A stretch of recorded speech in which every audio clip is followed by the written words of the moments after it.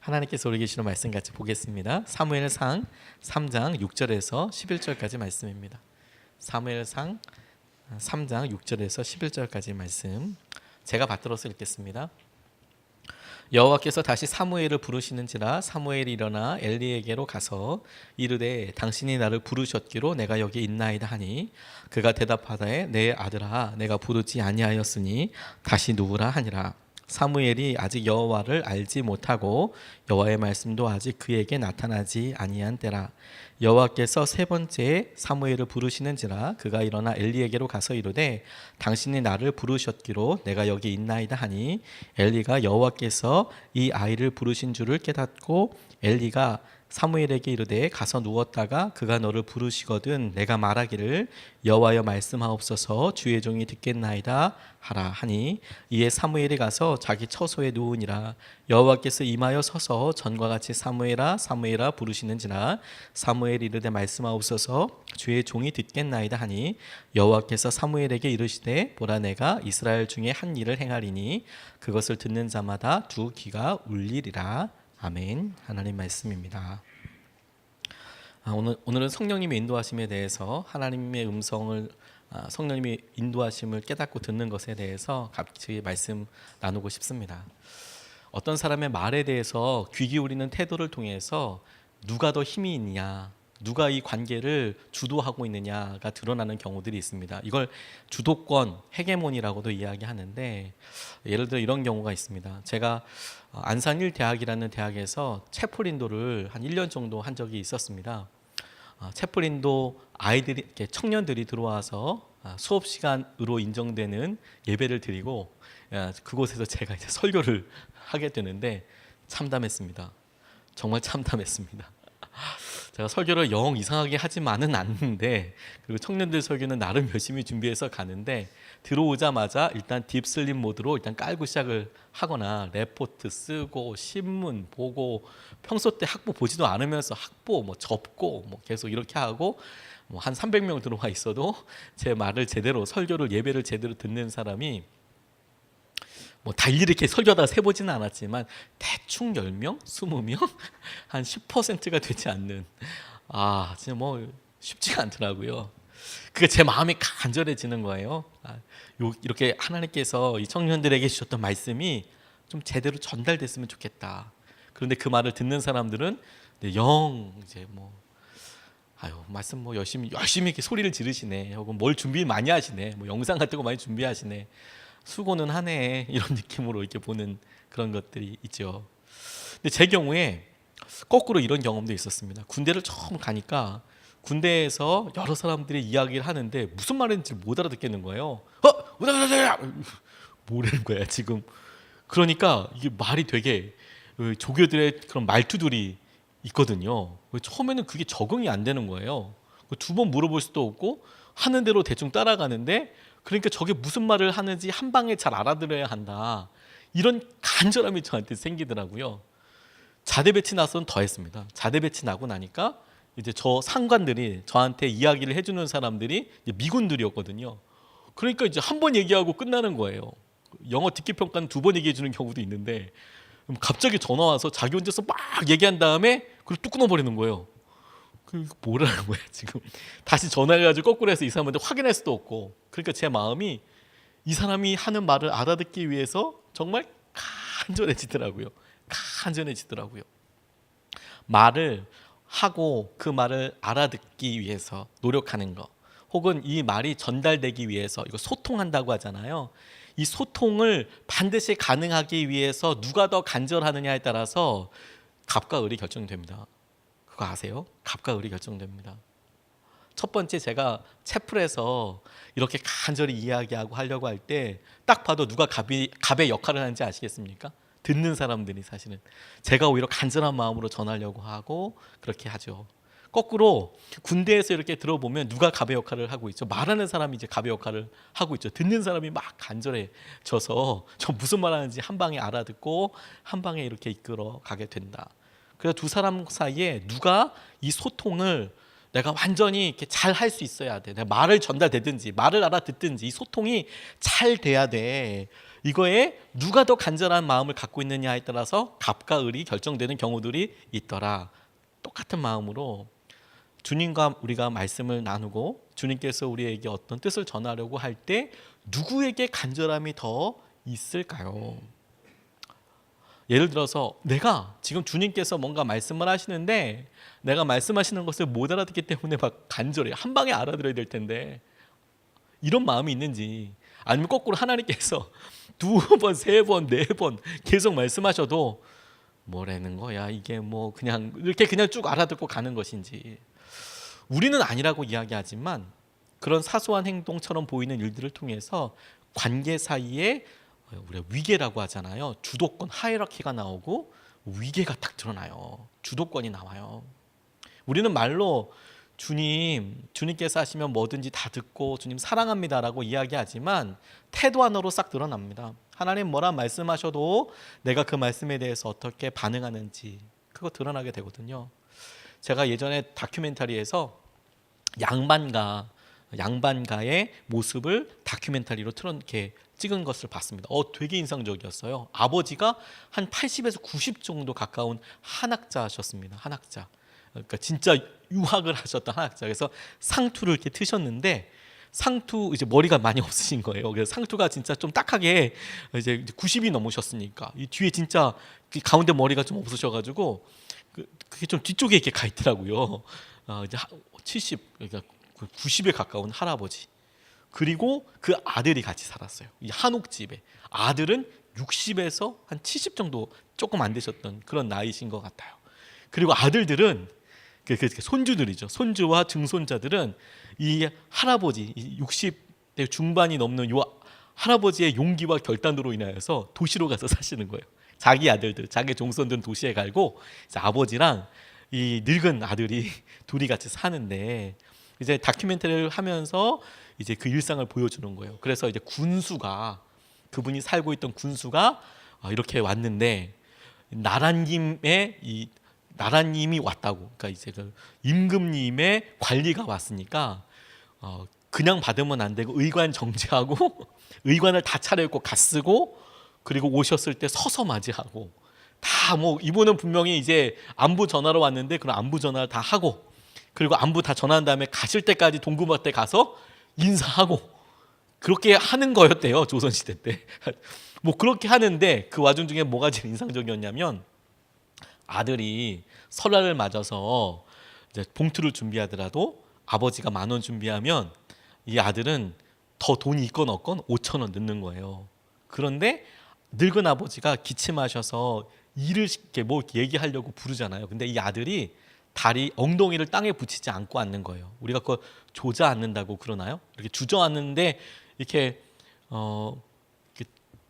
엉덩이를 땅에 대지 않고 토끼띠 뛰듯이 그렇게 앉는 거예요.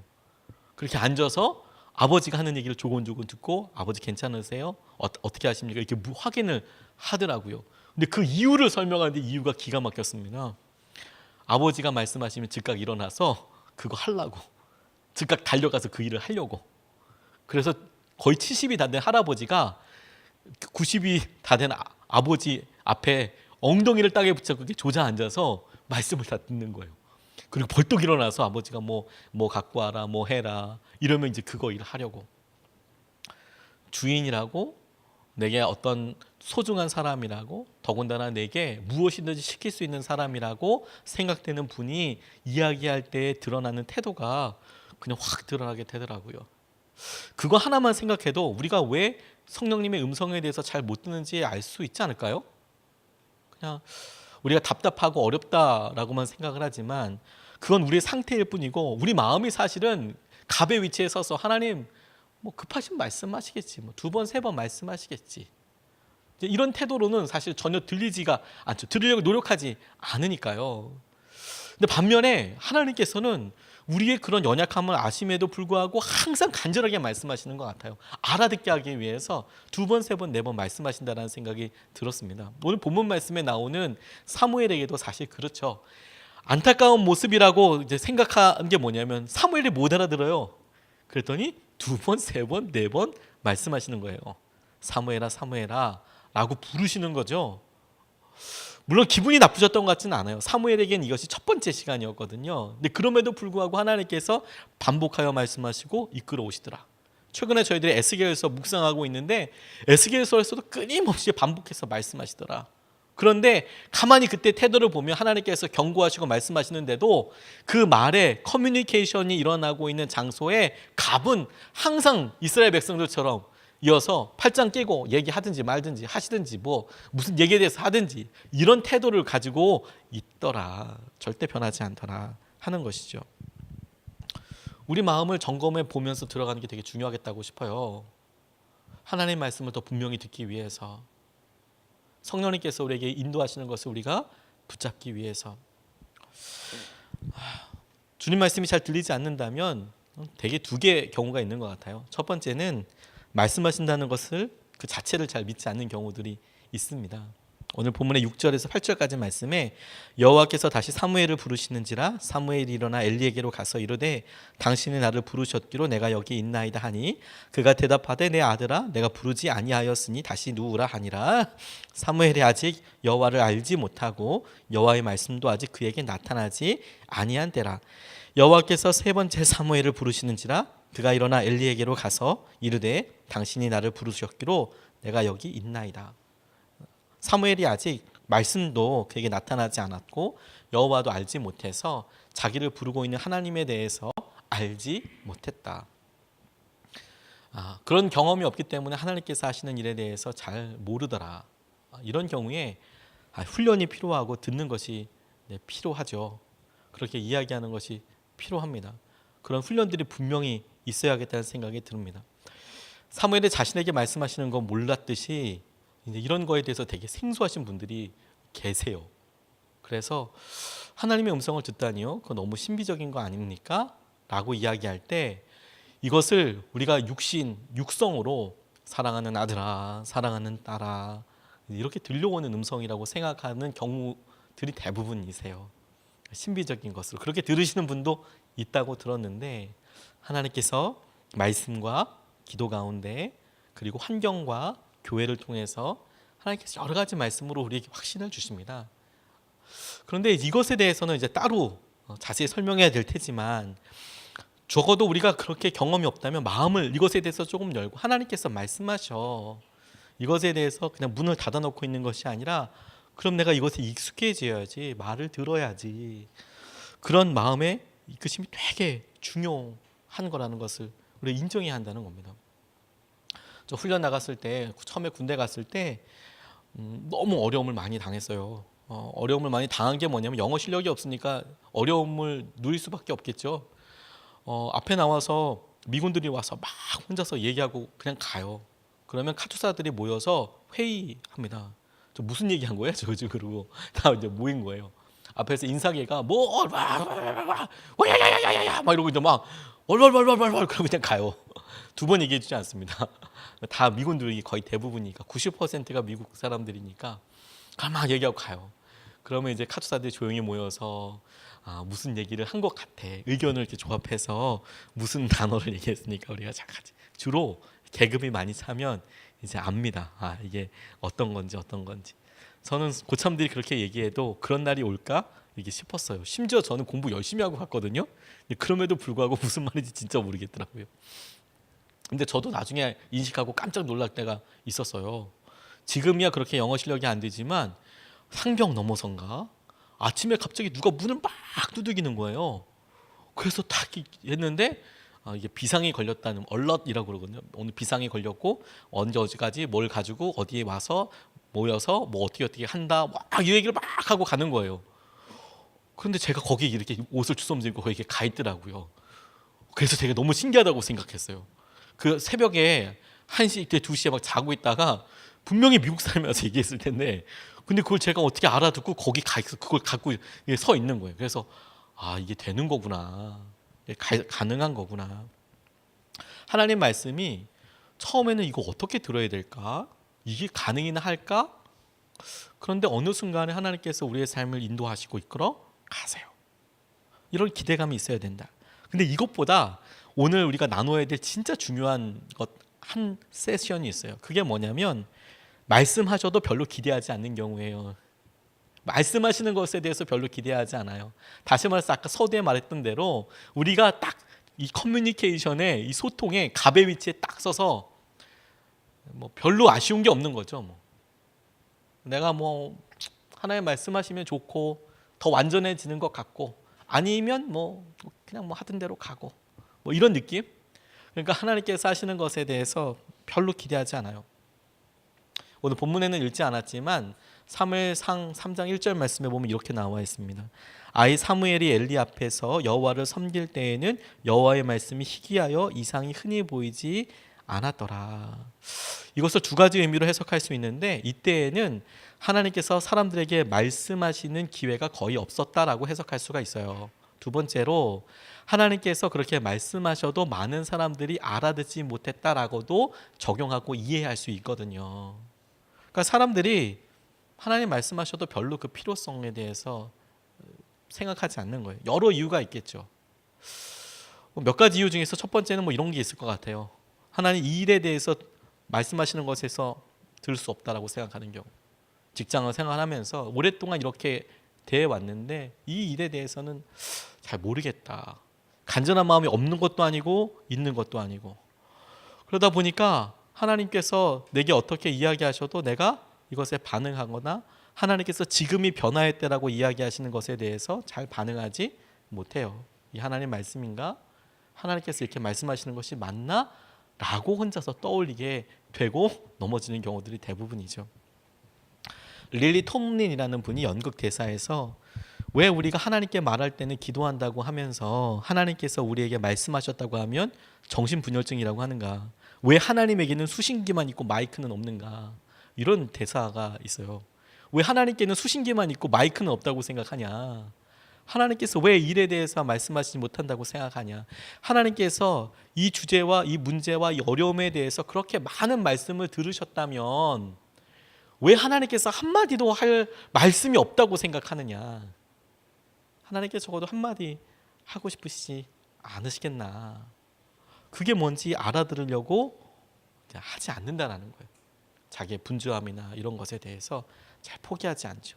두 번째로요, 영적인 방심도 있습니다. 하나님의 임재를 깨닫지 못해요. 인정하지 못합니다.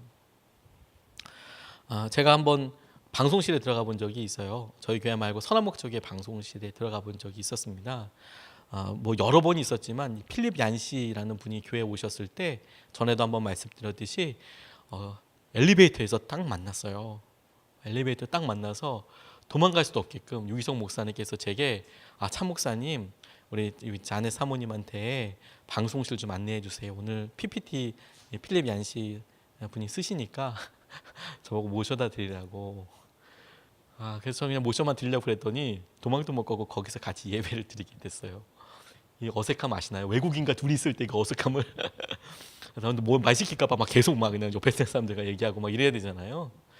그러면서 머릿속으로 계속 생각하는 거예요. 이렇게 영어로 한번 얘기해 볼까? 근데 결국엔 한마디도 못하고 이제 그 시간이 다 지났을 텐데 방송실 완전 전쟁터더라고요. 그 안에서는 이 방송이 잘 진행되기 위해서 여러 필요한 말들이 오고 가고 실제로 막 활동하고 행동하고 막 그래요. 그러니까 꼭 필요한 말들입니다. 뭐 장난하고 있는 게 아니고 어디 방송 어떻게 잡아야 되고 이렇게 할 때마다 그런 거에 다 자기들끼리 마이크를 가지고 해야 이제 우리는 그냥 편하게 보고 있는 영상이 제작이 되는 그런 카메라가 찍혀요. 카메라가 다 찍고 있는 게 아니에요. 이렇게 탁탁탁 찍혀지게 되거든요. 전쟁터였어요. 그리고 생각했습니다. 여기서 예배 드릴 수 없겠구나. 여기서 예배 드릴 수 없겠구나. 이런 생각이 들었어요. 근데 섬김이 너무 감사하죠. 그러니까 누군가는 거기에서 예배 섬기고 또 바꿔서 예배 드리고 함께 해야 하잖아요. 청년 사역을 이렇게 할 때도 보면 청년들 중에서 열심히 있습니다. 열심히 있는데 그래서 예배 관련된 사역들을 해요. 예배 관련된 사역을 하다가 언제쯤 저 친구가 시험 들겠다라는 것을 알게 되냐면 예배에 들어오지 않을 때부터 알게 돼요. 그래서 자기 순서 맞을 때만 하고 나가요. 어느 순간 팍 하고 나가고 그렇습니다. 그러면 이제 저 시험 들 때가 됐나 보다, 저 어려울 때가 됐나 보다 이런 생각이 들어요. 하나님의 말씀에 대해서 임재에 대해서 깨닫지 못해요. 내가 여기서 왜 이것을 하고 있는지, 예배하고 있는지 그 영적인 방심이 있는 것이죠. 그래서 자기가 맡은 일에 대해서도 이게 처음에 내게 어떻게 주어지고 어떤 의미이고 어떻게 다가오는지에 대해서 자기가 갑의 위치에 있는 거예요. 내가 해주는 거야. 내가 하나님을 위해서 한번 해주는 거야 이거 라고 생각을 해요. 위험합니다. 영적으로 하나님께서 우리에게 그 태도 자체가 사실 위험한 거예요. 하나님과 소통하는 데 있어서 우리가 갑의 위치에 계속 있어서 이제 아니라고 얘기하고 싶지만 계속 이제 갑질을 해대는 거예요. 얘기하셔도 이렇게 하고. 또 하나 세 번째로 죄와 욕심이 못 알아듣게 합니다. 발람이 하나님 말씀을 못 알아들었을 때 천사가 나타나고 뭐 당나귀가 뭐 행동을 해도 당나귀가 말할 때까지 몰랐어요. 사실 당나귀가 말한다는 게 전무후무한 일은 아닙니까? 그때만 있었던 일이 일어나기 전에는 그가 깨닫지 못했어요. 근데 그 전에 하나님께서 말씀 안 하셨냐? 기도할 때마다 말씀하셨고요. 당나귀를 통하여서도 막 말도 안 되는 행동. 당나귀가 나중에 억울해서 묻잖아요. 맞고 나니까. 내가 전에 이런 일 한 적이 있었습니까? 없었지. 그러니까 한 번도 하지 않았던 일을 하고 있는데 발람이 왜 그런지를 묻지 않아요. 얘가 미쳤나? 이런 생각을 하는 거지. 맞으려고 그러나? 때리는 거나 하게 되는 거죠. 죄와 욕심이 하나님께서 우리에게 하시는 것에 대해서 막 이렇게 느슨해지게 합니다.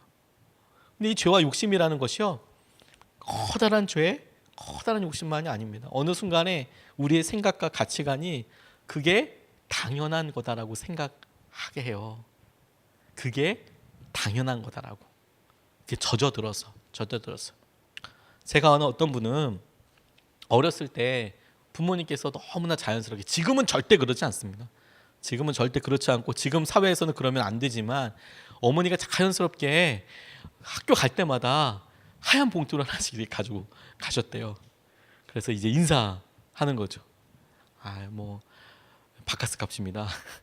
그냥 뭐 밥이나 한 끼 드십시오. 요즘 그러면 진짜 큰일 납니다. 요즘 선생님들이 커피도 안 받으십니다. 커피도. 바카스도 진짜 사각과도 안 받으세요. 따서 드려야 이제 그거 뭐 같이 먹어야 드실까? 요즘은 그렇지 않은데, 근데 그때 당시에는 이제 어렸을 때 그렇다는 거예요.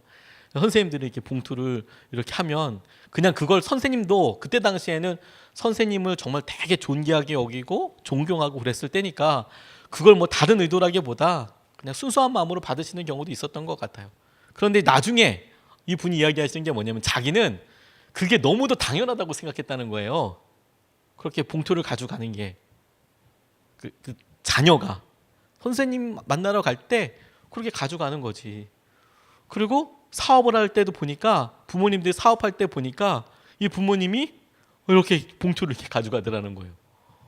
그리고 이제 부모님들이 얘기하는데 이 얼마를 안 줘서 안 됐다 뭐 이런 얘기도 하고, 얼마를 줬다 이런 얘기도 들리고, 그러니까 당연하게 줘야 되는 거구나 그런 생각을 못 했대요. 그런데 이제 고등학교 올라가고 대학에 들어갈 정도가 되니까 사람들이 막 신문에 나오고 그런 거 보고 저거 안 되는 거구나 그때 알았다는 거죠. 우리의 가치관이요 다 그렇게 살아가요. 그러면 그거 죄인지 욕심인지 조차도 잘 모르고 그냥 거기에 매몰돼서 같이 갑니다. 그러니까 어느 순간 하나님의 음성이 들리지 않아도 이게 내가 지금 여기에 있는 건가, 정결하게 돼가고 하려고 하는 건가에 대해서 잘 생각하지 못한 채로 그냥 마비된 채로 따라가게 됩니다. 그런 의미에서 하나님께서 우리에게 하시는 것에 대해서 귀 기울이려고 하는 몸부림이 필요합니다. 몸부림이.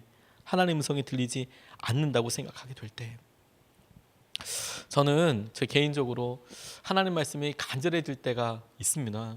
뭐 항상 간절하다고 이야기할 수 있지만 중요한 포인트들이 있지 않습니까? 제가 생각하기에도 중요한 전환점들이 있어서 이거 어떻게 해야 하나? 이렇게 해야 될 때가 있어요. 그러면 그럴 때 제 경우에는 특징이 있더라고요. 제 경우에는 그럴 때 특징은 기도가 잘 안 된다는 거예요.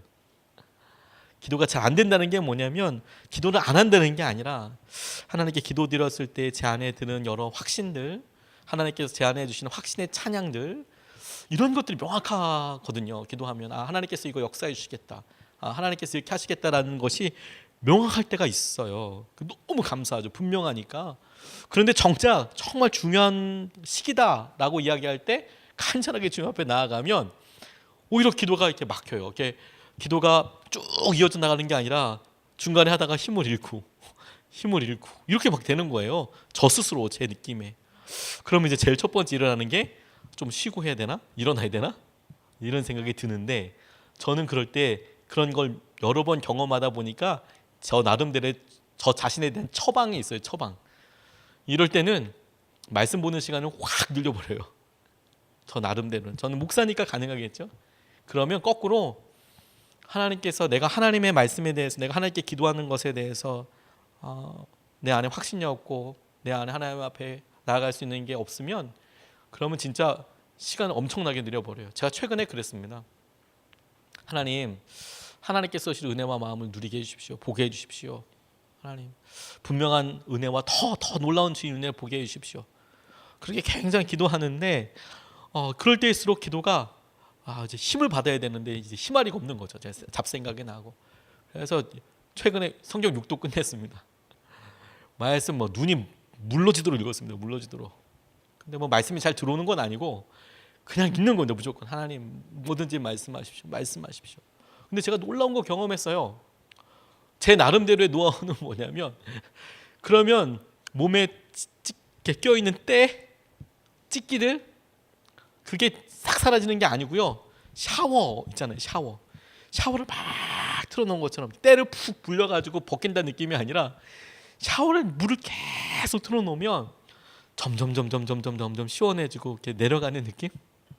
하나님 앞에 이 마음이, 내가 계속 딴 생각으로 막 봉봉봉봉하고 가능성과 세상의 가치관과 저도 모르게 생각하고 있는 여러 두려움의 원인들과 이런 것들에 대해서 하나님의 말씀을 많이 막 읽어버리면, 저도 모르게 머릿속에 계속 이제 하나님께서 말씀하시는 것, 하나님의 기준과 하나님께서 약속하시는 것, 계속 그걸로 씻어내는 거죠. 저도 모르게.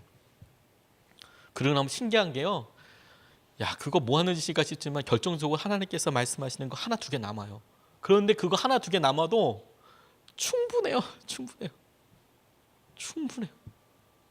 하나님께서 분명히 말씀하신다면 성경 10번이라도 통독할 것 같아요. 하나님 말씀 분명하다면 하죠. 하나님께서 하시는 거 간절하게 하나님 나아가죠. 하나님 그 시간 쓰신다면. 근데 되게 그렇게 많이 안 가요. 그렇게 읽어보면, 독한 마음 읽고 여러분 성경 읽어보면 몇 주 안 걸립니다. 성경 일독하는데. 근데 우리의 그런 마음 가운데 그런 충만함과 회복과 은혜, 그거 사실 바꿀 수 없는 거거든요. 근데 그게 굉장히 중요하더라고요. 간절한 마음으로 주님께 무조건 나아간다. 하나님의 음성을 알아듣기 위해서. 또 하나, 그렇게 내가 하나님의 음성에 대해서 듣고 나타날 때 이 행동 가지고 제 삶의 영적인 것이나 이 문제의 중요성을 판단하지 않습니다. 왜냐하면 하나님께서는 제가 중요하다고 생각하는 일을 중요하지 않다고 보실 수도 있고요. 하나님은 제가 사소한 일이라고 생각할 때 그걸 정말 중요하다고 생각할 수 있을 가능성이 굉장히 높거든요. 저는 막 이렇게 생각해 봐요. 우리 교회에서 사역하면서 너무 행복하게 사역하는데 저한테도 기쁨이 있고 즐거운 사역들이 있거든요. 만남들이. 제가 소중하게 생각하는 기도 시간들이나 성도님들에서 날마다 기도하는 시간들이나 저한테는 사실 굉장히 중요한 시간이거든요. 저 다른 데 교회 가고 그러면 기도 카드 가져가요. 하나님. 그리고 이제 아이패드에다가 저장해 놨어요. 이름들. 1년 기도하다 보니까 이제 이름만 불러도 기도 제목들을 알아요. 그거 날마다 기도하니까 가능하더라고요. 그거 들고 가서 기도해요. 하나님, 기도할 때 하나님께서 하시는 거 정말 중요하다고 생각하거든요. 그런데 제가 하고 싶고 좋아하는 것이 주님 보시기에 또 무엇이 중요할까 더할까는 다른 문제라고 생각이 들어요. 나중에 주님 옆에 갔을 때, 기룡아, 난 네가 그렇게 그 일을 해서 너무너무 고맙다, 기쁘다, 이렇게 얘기해 주실 것 같아서. 믿는 사람들한테만 맡기는 게 있습니다. 믿는 사람들한테만. 저 단기 선교 갔을 때 몸에 불편하신 장애가 있으신 목사님께서, 그 교회가 시골에, 완전 시골 안에 있었거든요. 우리 교회도 시골에 있지만 완전 시골 안에 있었는데, 그 논두렁 사이사를 해서 차가 들어와야 됐었어요. 그런데 이제 성도가 거의 없으니까 주차할 사람이 없잖아요. 그런데 거기 선교팀이 갔는데 이분이 뜬금없이 저한테, 이 목사님께서, 제가 그때 전도사였거든요. 전사님, 주차 안내 좀 해주세요.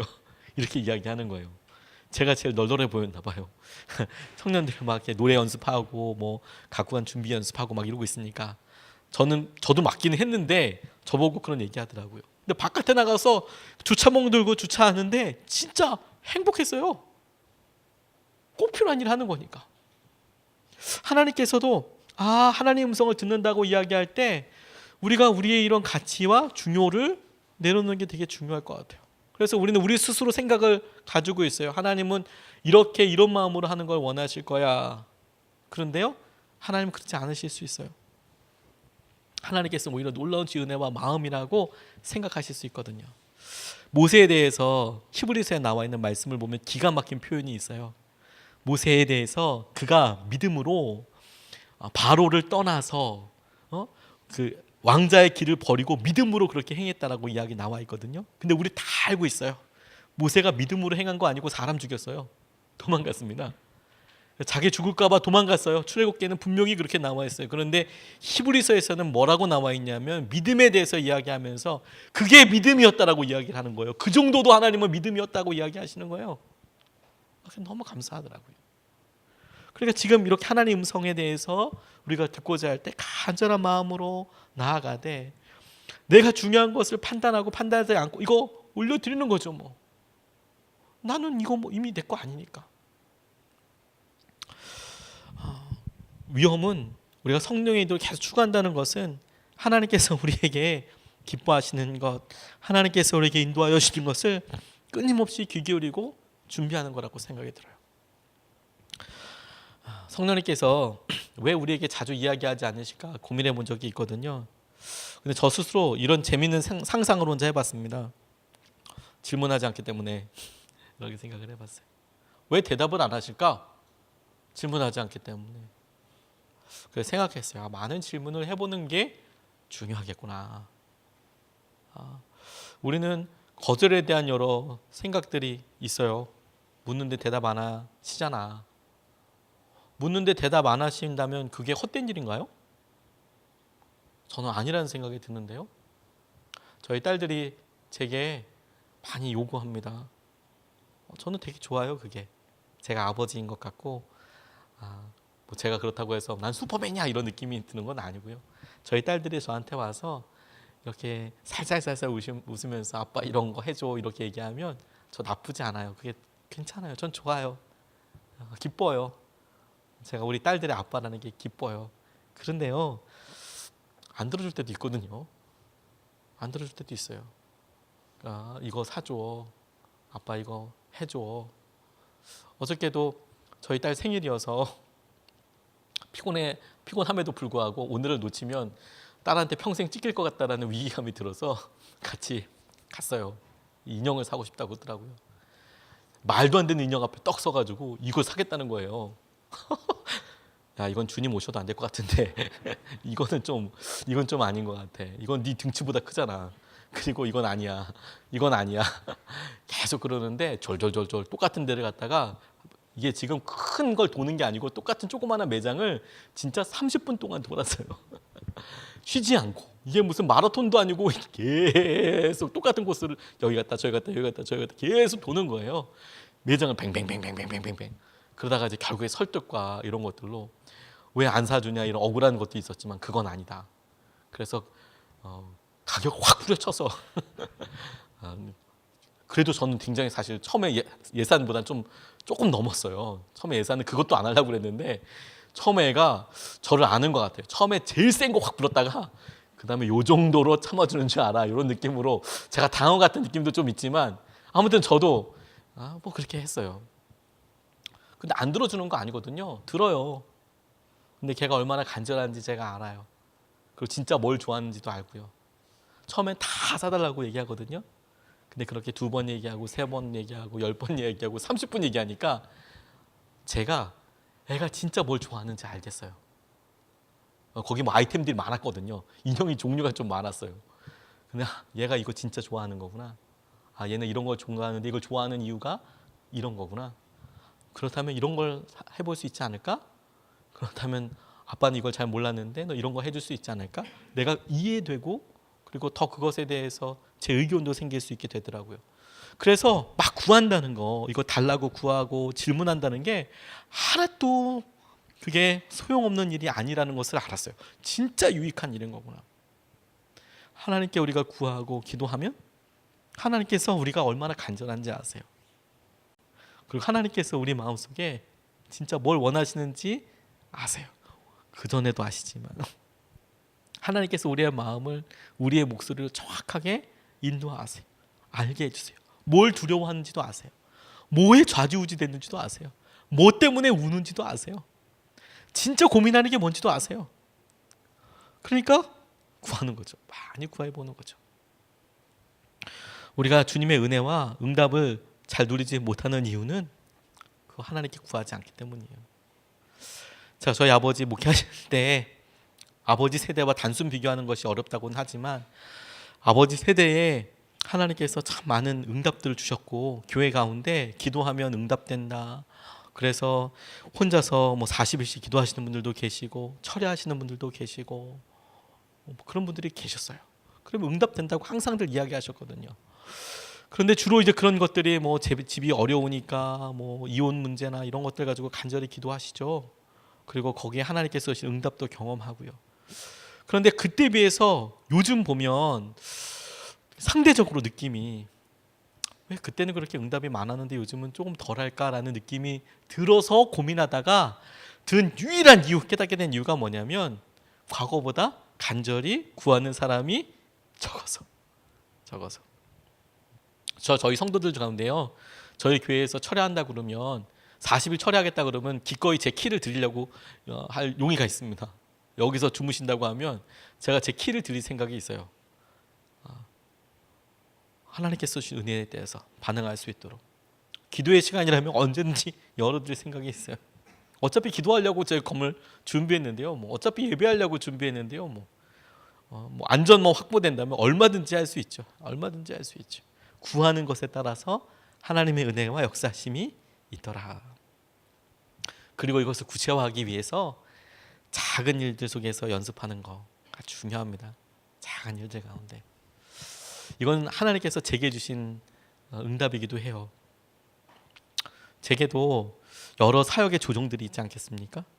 제게 있어서 가장 최근에 사역했던 교회가 선한목자교회이고 선한목자교회에서 맡았던 여러 일들과 선한목자교회에서 좋은 사역들이 있어요. 그러니까 되게 건강하고 좋은 사역들이 있잖아요. 그러면 저도 목사니까 알지 않습니까? 저렇게 하고 싶다. 저건 참 진짜 하나님이 귀하게 쓰실 거야. 예를 들어서 분립개척이라든지 이런 거 참 귀하다. 저런 거 우리 교회도 꼭 하고 싶다. 이제 그런데 우리는 많이 좀 기다려야, 아직까지는 조금 기다려야 하는 일들입니다. 안 하는 게 아니라 좀 기다려야 돼요. 이제 선한목자교회는 이제 충분히 그런 면에서 용기도 내지만 이제 모아져 있는 그런 어떤 저수지처럼 댐처럼 모아져 있는 것들이 있어서 수문을 열면 그 일을 할 수 있지만 저희 교회는 아직까지 이제 물을 모으는 단계 찰랑찰랑 이제 채가고 있잖아요. 그런데 저 스스로는 선한목적에서 사역하고 선한목적에서 했던 그런 일들이 막 선교나 어떤 구제나 어떤 사역이나 이런 일들 참 귀하고 하고 싶다. 우리 교회도 저렇게 있는 것으로 다 나누고 뭔가 흘려보내고 명확한 비전을 따라서 해야 되는 거 아닌가? 이런 것에 대한 저 나름대로의 막 조바심이 있는 거예요. 저 목사로서, 담임 목사로서. 그게 무슨 경쟁도 아니고요. 제가 하나님께 목회를 시작했는데 하나님을 위해서 드려야 되는 거 아닌가? 이런 저 혼자의 그런 욕심이에요. 그렇게 정결한 교회가 되고 싶고 우리 교회에 있는 모든 것으로 정말 다 나눠주고 싶고 그런 마음이 제게 있어요. 조심하십시오. 어느 날 싹 없어질 수 있습니다. 이게 뭐 다. 그런데 그런 마음이 있는데도 불구하고 안 되잖아요. 그러니까 제게 이런 생각이 당장 우리가 실험하는 것은 날마다 하나님 우리에게 주신 이 기도 제목을 놓고 우리가 이제 첫 번째를 다 맡고 있잖아요. 첫 번째 거 일단 정립합니다. 일단 쉽습니다. 하나님 이거 우리가 열매로 하게 될 것을 믿습니다. 하나님 이번에 우리가 할 수 있는 건 요만큼이지만 하나님 이것이 정말 간절하게 마음이 닿기를 원합니다. 하나님 우리가 지금 할 수 있는 것은 이런 목적과 은혜를 위해서 아이들을 잘 양육하고 키우기 위해서 이렇게 한번 해보고 싶습니다. 이걸 위해서 첫 번째 스텝으로 하나님 이걸 놓고 기도하고 있습니다.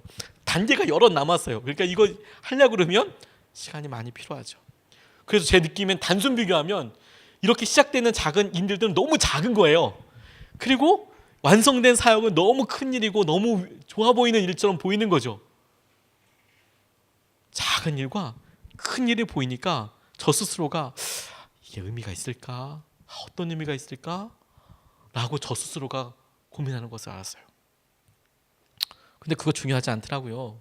왜냐하면 우리가 정말 실험하고 진짜 목표하는 것은 뭐냐면 하나님께서 역사하시는 것을 보고 싶은 거거든요. 그러니까 예수님께서 진짜 인도하시는 것을 보고 싶은 거예요. 그것밖에 없는 거죠. 제가 2년째 우리 예수님의 사람들 교회 개척해서 2년째 사역을 맡으면서 말씀을 최근에 계속 읽으면서 계속 물었어요. 그 목표가 뭐냐? 제 사역의 목표가 뭐고 제 사역의 성공이 뭐냐?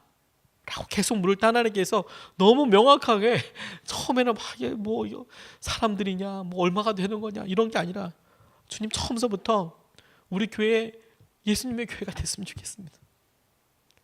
하나님 이걸 위해서 제가 버려야 될 것들이 있다면 더 생각나게 해주셔서 더 버리고 더 내려놓고 더 안 하고 그게 제가 혹시라도 담임 목사이기 때문에 당연하다고 생각하는 것이라도 내려놓고 하나님 우리가 다 뭐든지 같이 상의하고 기도하고 하는 그래서 확신과 은혜 가운데 나아가고 그래서 예수님 교회가 될 수 있으면 너무너무 좋겠습니다.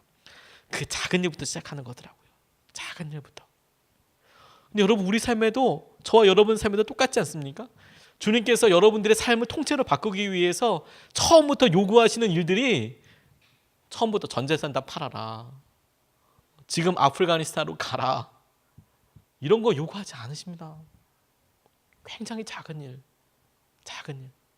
진짜 작은 일. 오늘 누구에게 문자 보내는 일, 전화 보내는 일부터 시작하실 수 있어요. 너 화해해라. 가서 미안하다고 얘기해라. 아내에게, 남편에게 네가 한번 안아줘라. 수고했다고 얘기해라. 사랑한다고 고백해라. 딸에게 전화해서 감기 걸렸냐고 말이라도 해줘라. 그런 작은 일일 거예요. 근데 그런 작은 일서부터 하나님께서 우리에게 어떻게 말씀하시는지에 대해서 내가 들으려고 연습하는 게 너무너무 중요한 일이 되는 것이죠. 여러분 명심하십시오. 하나님께서는 쉼 없이 말씀하시는 분이십니다. 그런데 우리가 하나님을 향하여 갑질을 안 했으면 좋겠어요. 하나님과의 소통에 커뮤니케이션에 우리가 어느 순간에 그 자세로 한번 얘기는 해보시죠. 한번 내가 고려는 해볼게요. 하나님 한번 말씀해 보시면 내가 내년 사역에 한번 반영을 한번 해보도록 노력은 한번 해보죠. 뭐 하나님 한번 해보시죠. 이런 수준이 아니고 하나님 제가 혹시나 하나님께서 하시는 일에 반응하지 못하는 것이 있습니까? 하나님 혹시나 하나님께서 내게 하시는 일에 내가 미흡함이 있습니까? 내가 못 알아들었습니까? 하나님께서 주시는 것들을 우리가 충만히 채우고 드리고 알아가게 해주십시오. 그렇게 기도하며 주님께서 놀라운 열매를 맺는 하나 되시기를 축복합니다. 제가 오늘 이렇게 말씀 전하고 나니까 다음 주에 우리 전도사님께서 마지막 부임 설교를 하세요. 이 수요 예배 때 제가 어떤 파송 선교사님한테는 마지막 수요 설교가 되겠네요. 항상 그렇게 진행이 되겠죠. 다시 방문하는 게 아니면. 네, 정말 하나님의 음성으로 하나님과의 소통에 있어서 절대로 갑의 자리에 앉으면 안 됩니다. 겸손한 모습으로 내려와야 합니다. 하나님 말씀하시면 내가 뭐든지 순종하겠습니다. 하나님께서 이끌어주시는 것만 내가 붙잡습니다. 하나님께서 인도하시는 것만 놀랍게 누리겠습니다. 말씀 붙잡고 우리 같이 기도하겠습니다. 성령님의 인도하심을 놓고 우리 같이 기도하는데 우리 인도하시고 붙잡아 주셔서 주님 말씀하시면 뭐든지 순종하고 주님 말씀을 분명히 알아듣게 하여 주시고 하나님께서 행하시는 것을 보게 하여 주십시오. 이렇게 우리 말씀 붙잡고 같이 기도하시겠습니다. 아버지 하나님 감사합니다.